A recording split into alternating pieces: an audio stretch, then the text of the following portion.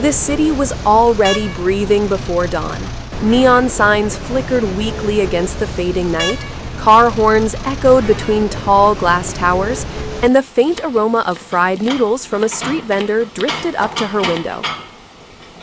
In a small apartment on the 12th floor, a young woman in her 20s stretched her arms and let out a quiet sigh.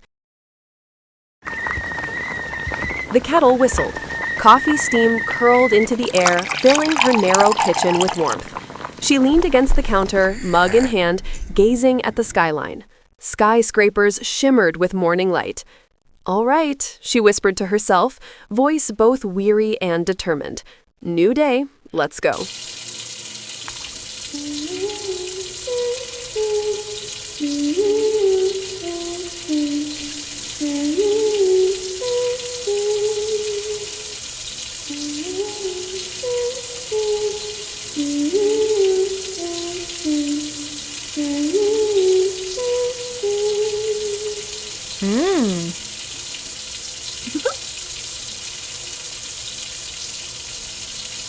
Her closet door screeched open. Rows of shirts and skirts stared back at her, silent judges. She flipped through them quickly, fabric brushing against her hands. One blouse after another landed on the bed. Too formal. Too casual.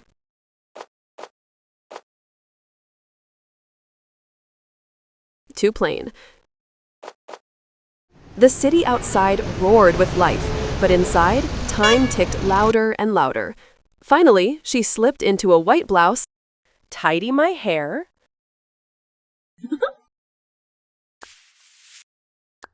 lips must be plump,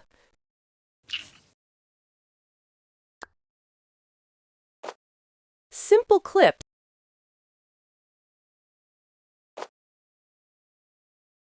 and cute ribbon earrings.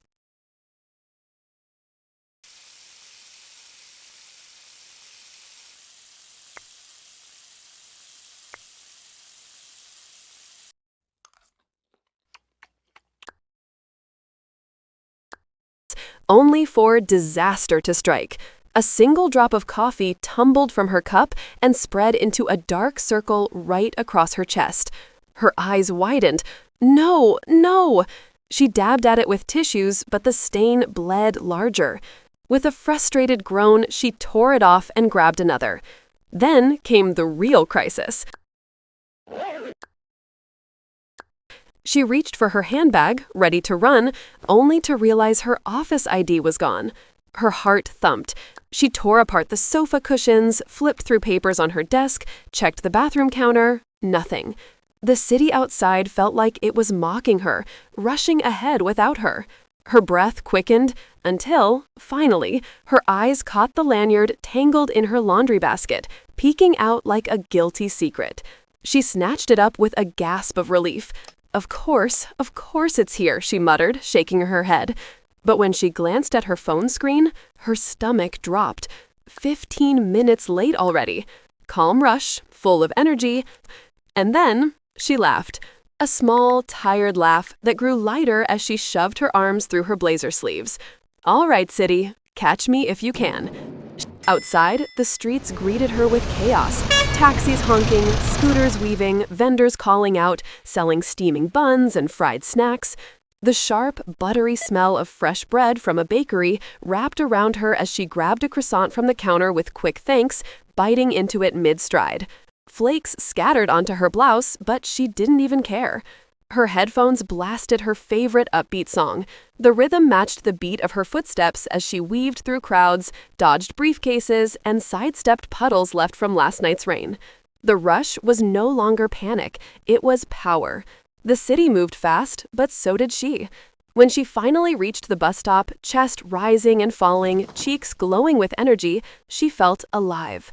Not because the morning was perfect, but because it wasn't. She had battled chaos, burned toast, missing ID cards, and ticking clocks. And she had won. As the bus doors hissed open, she stepped inside, lifted her chin, and smiled at the blur of the city outside. This is my life, she thought. Messy, unpredictable, and mine to own. After arriving at the office, the woman took a break and saw a lot of work to be done. A boss who likes to get angry, a work partner who likes to dress up all the time,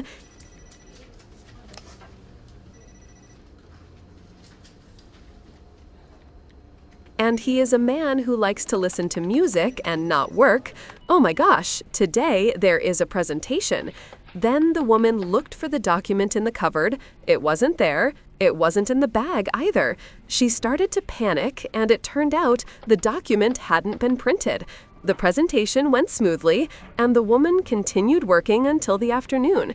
It was time to go home, and she was very lazy to take a shower.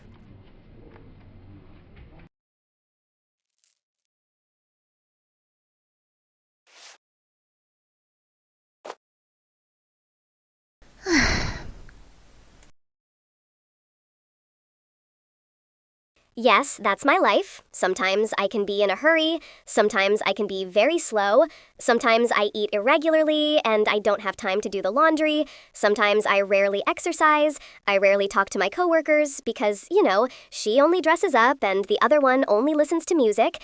After I get home, I'm tired and I'm lazy to do anything, and you guys know I'm too tired to eat dinner. What should I make for dinner? Do you have any recommendations?